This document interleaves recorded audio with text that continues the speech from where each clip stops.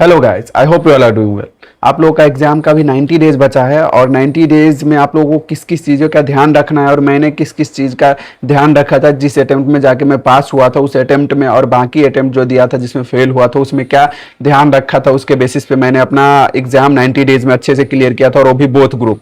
ये चीज़ मैं बताने जा रहा हूँ, तो ये वीडियो पूरा देखो। तो सबसे इंपॉर्टेंट चीज कि आप लोगों को ध्यान रखना है कि 90 डेज बीतते एकदम टाइम नहीं लगेगा। दिन ऐसे आप लोग बोलोगे, अगर थोड़ा भी टालने का कोशिश करोगे, जैसे अभी कल से करेंगे, परसों से करेंगे, कल से कभी परसों होगा, परसों 2 दिन कभी हफ्ते में बदलेगा, और हफ्ता कभी महीने में बदलेगा, और महीना कभी 3 महीना जाएगा, पता नहीं चलेगा अगर आप लोग ऐसे करोगे। तो अभी 90 डेज बताया तो थोड़ा भी टाइम वेस्ट नहीं कर सकते आप। मैं अपने टाइम पे 110% दिया था 90 डेज, तभी जाके मेरा बोथ ग्रुप हो पाया था। अगर आप लोग बोथ ग्रुप भी दे रहे हो, 90 डेज बहुत कम टाइम रहता है, लेकिन अगर आप अच्छे से यूटिलाइज करोगे तो आप लोग कर सकते हो 90 डेज में भी थोड़ा बहुत भी पढ़ा है तो। और सिंगल ग्रुप वाले भी अगर आप 100% दोगे ये 90 डेज, तभी जाके आप लोग क्लियर कर पाओगे। और दूसरा चीज कि आप लोगों को अभी आईसीआई स्टडी मैथ ही पढ़ना है। मैं तो हमेशा सजेस्ट करता हूं कि आईसीआई स्टडी मैथ ही पढ़ना है, और मैंने सेल्फ किया था और तब भी आईसीआई स्टडी मैथ किया था, बाकी यूट्यूब वगैरह से हेल्प लेके और खुद से क्वेश्चन सॉल्व करके तभी जाके हो पाया था मेरा।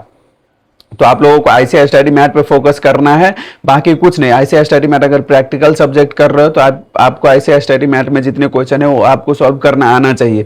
कब आएगा? जब आपका कंसेप्ट क्लियर रहेगा, तो वो सॉल्व कर लोगे आप। अगर आप कंसेप्ट क्लियर के बेसिस पे अगर वो सॉल्व कर पा रहे हो तो सफिशियंट है वो। और थ्योरी सब्जेक्ट भी आईसीआई स्टडी मैथ से ही करो, जितना भी कवर कर पा रहे हो। ट्राई करो कि हर चैप्टर, तीसरा चीज इंपॉर्टेंट है कि ट्राई करो हर चैप्टर कवर करो। मतलब कि अगर 13 चैप्टर है तो 13 में से 13 चैप्टर कवर करो। एबीसी एनालिसिस करके कभी मत पढ़ो सीए एग्जाम में, क्योंकि आईसीआई का कुछ भरोसा नहीं है, कभी किधर से भी पूछ सकते हैं। और किसी अटेम्प्ट में अगर किसी चैप्टर से 5 मार्क का आता है तो दूसरे अटेम्प्ट में जाकर मान लो कि आपके अटेम्प्ट में जाकर 15 मार्क का भी पूछ सकता है, तो ये फिक्स नहीं है।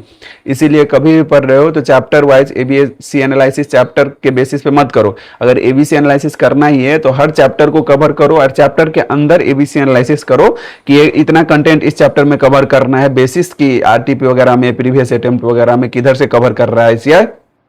तो चैप्टर के अंदर अगर कर रहे हो, कम टाइम है तो वो चलेगा, लेकिन किसी चैप्टर को छोड़ना नहीं है, हर चैप्टर को कवर करना है, ये ध्यान रखो। और अच्छे से अगर आप ही फट मारोगे तो 90 डेज सफिशिएंट है। मैंने किया था, बहुत ग्रुप किया था और अच्छे से किया था। पिछले अटेम्प्ट में यही जो आपको बताया 3 चीजें, आईसीआई स्टडी मैथ पर नहीं फोकस करना और मतलब डिले करते जाना, इसके वजह से मैं फेल होता था। और जिस ग्रुप में मैं पास हुआ हूँ, बोथ ग्रुप दिया था और 90 डेज में मैंने किया था, तो आप लोग भी कर सकते हो, ध्यान रखो।